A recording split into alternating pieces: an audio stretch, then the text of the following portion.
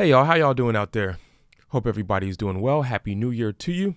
I know, we're not going to talk about it. We are not going to talk about it. We are going to get straight into this video. I have been holding on to this footage for months, and it is time for this video to occur. Now, I'm going to apologize to you. What you're about to witness is the unboxing of these in-ear headphones by BASN. Like I said, I recorded this video months ago. Everything was nice in the packaging, whatever the case is. And when I went to review it now to get ready to prepare for this video to be uploaded, all of that jazz, I realized the video is terrible. The autofocus of the camera was going crazy during this video, and so it didn't record as it should. So what I'm going to do is I'm going to provide still shots of a few of the items as the video is going on so that you can see them clearly and see what you are looking at. Yeah, so it's taking something from months ago as well as taking my information now. I wanted to have these headphones for months, try them out in different settings, try them out on different in-ear monitor devices, try them out just in regular things like a cell phone, so I can give you the best possible feedback that I can give you for them. So with no further ado, let's get into this video. I will provide timestamps below for those of you that want to jump around, if you want to skip the unboxing, whatever the case is, and just get straight into this video. All right, so here we are doing an unboxing of the BASN in-ear monitors, Bmaster triple driver hi-fi stereo, noise isolating with enhanced bass, of course for musicians. And here on the front it just says professional in-ear monitor headphones, dynamic driver, and balanced armature. Here you'll see me struggling a little bit with the box to open it up. And again, I'm just going to apologize for how terrible the autofocus is on this video. So here we just see the two headphones, and I chose to go with the white and black versions just so I can have a little bit of difference. And the way I remember it, how to put them in my ears, I remember to put the white in the right and black in the left ear. So it just rhymes a little bit, white right, and then black in the left. So here you get an idea of just how small they are. While you can see them in my hands. I do have rather large hands, I guess, and long fingers, but again, I'm going to apologize for the terrible zoom in here, and I'm throwing in some pictures so that you can see these a little better still shot. They actually look really good, really pristine, nice and professional, got a nice little gloss on them as well, and they don't weigh much. You might think weight is not an important detail, but when something is sitting in your ears for potentially hours, that does matter, and that's probably part of why they say that these are so comfortable. So these in-ear monitors do have a 10 millimeter dynamic driver in them, which helps them be very, very loud. Here we have the adapter to go from your headphone to a 1/4 inch jack, and it's gold, which I appreciate because that's very important for keeping the low end of the bass. Here is a little accessory to help you clean your earbuds, as you're going to see me demonstrate here. Get all that gunk out of there. Maybe some dirt is in there, or you can use the back end to get the gunk, the earwax, all of that stuff out, which I think is just a really nice throw-in piece for them. They seem to really have thought of everything here.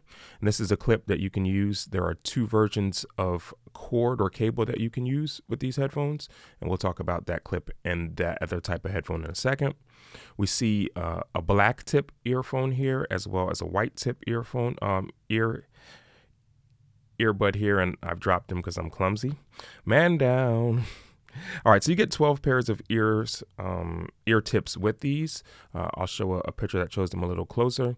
I personally right now have the white tip in, and I think I'll probably save this to the end of the video to kind of talk about how I feel about these. But these are basically your general ones that you would get with like a cell phone, the in-ear pieces that used to come with them, because now they're not really putting headphone jacks inside of cell phones anymore. But I like how they really laid out everything in these boxes. Very nice, professional looking. Plenty of accessories that you have here as well.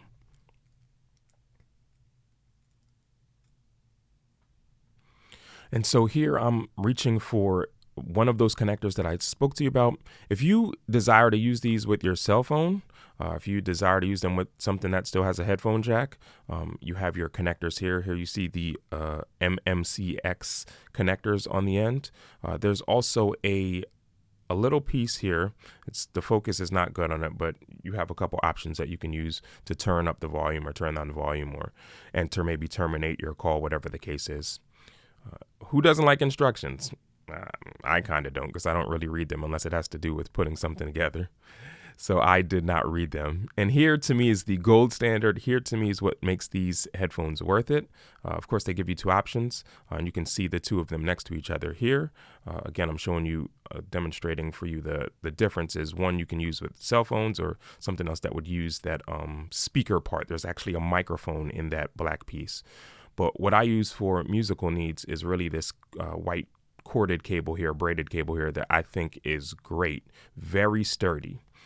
And here are the mckanics connectors. Like I said, some in-ears come with duals. These are just singles. I want you to wait for this click here. That sound means that you are connected, which I love. A lot of the complaints I saw about these are, oh, they're only single, they should be dual. That's what would make them better. To me, I've had the duals. I hate the duals, because you got to make sure both of those connectors get in the slots, and it can be a nightmare. With these, I know for sure they're locked in, and plus they have some swivel abilities with just having the mckanics connectors in a single. Here is the case. Very nice case, very glossy. I find I keep it in my bass case. I've kept it in my drum case, and it has not gotten squashed, nothing like that. Very sturdy case. Has two sides to it, so you can put your 1/4-inch cable in there as well as your connector with really no issues. And I leave mine all connected and just have them together. So here is kind of the memory foam piece that I'm demonstrating, which goes around your ear in kind of like a J fashion. I'm just showing how much ability is there. It is kind of memory foam, and once you set it, it kind of stays in that shape. There's a little wiggle room, but by and large, it's good. I like this little Velcro piece here so that you can wind up your cable, which I do after every time I play. And I just love this little Velcro thing that really keeps it there. If I had to make one complaint, and I'll talk about this again at the end of the video, is the length of this cable. Now, I think they say it's 6 feet, but in a real world example, it's not enough. All right, so that is the unboxing in a nutshell. Again, in case you fast forwarded, we are speaking about the BASN Bmasters triple driver hi-fi stereo noise isolating in-ear headphones, and mine have the particular brand, the particular ones that I chose have the bass boost in them. Okay. Now, what I want to say about these, I'll talk about the negative first. My biggest complaint about these is the length of the cable. As much as I love this braided cable, it is nowhere near long enough, right? So it looks very long in this video, right? Can't even, if I stretch it across the screen, it'll go out of the screen, right? 6 feet is what I believe they have it listed as. It's not that long. I'll tell you that straight up. It's not that long. But once you put these on, I'm not going to be able to put them on over these headphones, but if I put them in the range of my ears, I'm sitting down right now, they're just making it to the floor. So what that means is if you have a P16 or you have the Allen and Heath or whatever version of in-ear receiver you have, unless it's very close to you, you're not going to be able to connect to it.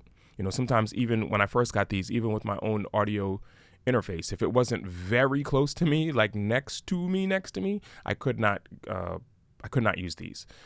The solution is very simple, people.